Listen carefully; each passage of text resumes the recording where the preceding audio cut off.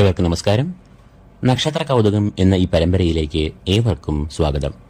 അശ്വതി മുതൽ രേവതി വരെയുള്ള നക്ഷത്രങ്ങളിൽ ജനിച്ചവരുടെ ഏറ്റവും പ്രധാനപ്പെട്ട ചില കൗതുക വിശേഷങ്ങളും വസ്തുതകളും പങ്കുവയ്ക്കുന്ന ഈ പരമ്പരയിൽ ഇന്ന് നാം ഭരണി നക്ഷത്രക്കാരെക്കുറിച്ചുള്ള വിശേഷങ്ങളും വസ്തുതകളും ആണ് ഇന്ന് ഇവിടെ പങ്കുവയ്ക്കുന്നത്.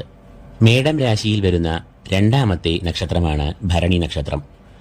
അടുപ്പുകല്ലുകൾ പോലെ 3 നക്ഷത്രങ്ങൾ ചേർന്ന ഭരണി നക്ഷത്രത്തിന്റെ നക്ഷത്രദേവത യമൻ ആണ്.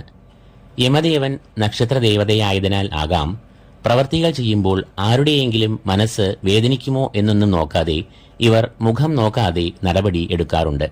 എന്നാൽ ആ പരുക്കൻ സ്വഭാവം പുറത്തു മാത്രമാണ് എന്ന് ഈ രാശിജാതരെ അടുത്ത് അറിയുന്നവർക്കേ അറിയുവാൻ കഴിയുകയുള്ളൂ. ഈ നക്ഷത്രജാതർ തങ്ങളുടെ നക്ഷത്രദേവതയായ യമധർമ്മരാജാവിനെ നിത്യവും സ്മരിക്കുന്നതും ധ്യാനിക്കുന്നതും ശ്രേയസ്കരം ആകുന്നു. സൗഹൃദങ്ങളിലും സ്നേഹബന്ധങ്ങളിലും അങ്ങേയറ്റം ആത്മാർത്ഥത പുലർത്തുന്നവരാണ് ഭരണി നക്ഷത്രജാതർ.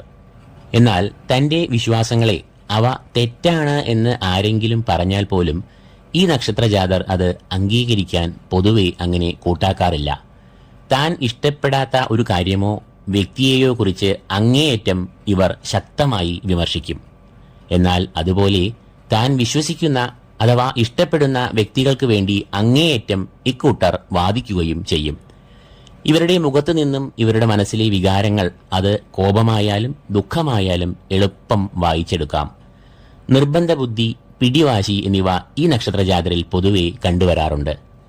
ആരെന്ത് പറഞ്ഞാലും സ്വന്തം മനസാക്ഷിക്ക് വിരുദ്ധമായി ഇവർ ഒന്നും ചെയ്യാറില്ല.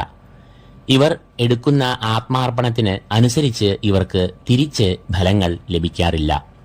തനിക്ക് ഒരു തെറ്റ് പറ്റിയാൽ അത് ഏറ്റുപറയാതെ ആ തെറ്റിനെ ന്യായീകരിക്കുവാനുള്ള ഒരു പ്രവണതയും ഇവർ കാണിക്കാറുണ്ട്.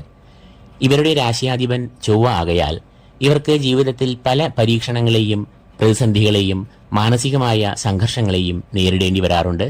എന്നാൽ അവയെ ഇക്കൂട്ടർ തരണം ചെയ്യാറുമുണ്ട്. എങ്കിലും ജീവിതത്തിൽ എന്തെങ്കിലും പ്രതിബന്ധങ്ങൾ ഇവർക്ക് ഉണ്ടായിക്കൊണ്ടിരിക്കും. എന്നാൽ അതൊന്നും മറ്റുള്ളവരോട് ഇവർ വെളിപ്പെടുത്താറില്ല. തൊഴിൽ മേഖലയിൽ ഏറെ ആത്മാർത്ഥത പുലർത്തുന്നവരാണ് ഈ നക്ഷത്രക്കാർ. എന്നാൽ ഈ രംഗത്തും ഇവർക്ക് പല പ്രതിസന്ധികളും മാനസിക സംഘർഷങ്ങളും ഉണ്ടാകാറുണ്ട്. ഭരണി നക്ഷത്രത്തിൽ ജനിച്ച സ്ത്രീകൾ പൊതുരംഗത്ത് വളരെയധികം ശോഭിക്കാറുണ്ട്. അധികാരവുമായി ബന്ധപ്പെട്ട സ്ഥാനമാനങ്ങൾ ഇവർ ഏറെ ആസ്വദിക്കുന്നു. രാശിയാധിപൻ ചൊവ്വ ആകയാലാണ് ഇവർക്ക് ഈ ഒരു തന്റെ ഇടം ഉണ്ടാകുന്നത്. എന്നാൽ ഭരണി നക്ഷത്രക്കാരായ സ്ത്രീകൾക്ക് പൊതുവെ ദാമ്പത്യ സുഖം കുറഞ്ഞിരിക്കും. ഭർത്താവിനെ കൊണ്ടോ സന്തതികളെ കൊണ്ടോ ഇവർക്ക് ദുഃഖങ്ങൾ ഉണ്ടാകാറുണ്ട്. ഇത് എല്ലാവർക്കും ഉണ്ട് എന്നല്ല അർത്ഥമാക്കുന്നത്. എന്നാൽ ഒരു 50% സ്ത്രീകൾക്കും പ്രണയനൈരാശ്യം, ആഗ്രഹിച്ച ജീവിത പങ്കാളിയെ കിട്ടാതിരിക്കുക, ഭർത്താവുമായി മാനസികമായ പൊരുത്തം ഇല്ലായ്ക, അഭിപ്രായ വ്യത്യാസങ്ങൾ, സന്താന ക്ലേശം, സന്താന ദുരിതം എന്നിവയെല്ലാം കണ്ടുവരാറുണ്ട്. വിവാഹ വിഷയത്തിൽ ഭരണി നക്ഷത്രക്കാർ നിർബന്ധമായും ഒഴിവാക്കേണ്ട നക്ഷത്രമാണ് അനീഴം. കാരണം അനീഴം ഭരണി നക്ഷത്രത്തിന്റെ വേദനക്ഷത്രം ആകുന്നു. ഈ നക്ഷത്രക്കാർ തങ്ങളുടെ 3ാം നാളായ രോഹിണി, 5ാം നാളായ തിരുവാതിര, 7ാം നാളായ പൂയം എന്നീ നക്ഷത്രങ്ങളിൽ ശുഭകർമ്മങ്ങൾ ഒന്നും തന്നെ ചെയ്യരുത്.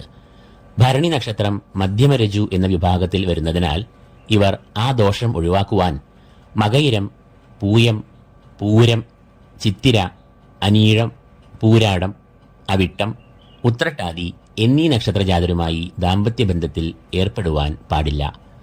ഭരണി നക്ഷത്രജാതർ ചൊവ്വയുടെ രാശിയിൽ ജനിച്ചവർ ആകയാൽ അഡ്മിനിസ്ട്രേഷൻ, അധ്യാപനം, പോലീസ്, കെമിസ്ട്രി, ബിസിനസ് എന്നീ വിഭാഗങ്ങളിൽ ഏറെ വിളങ്ങുന്നു.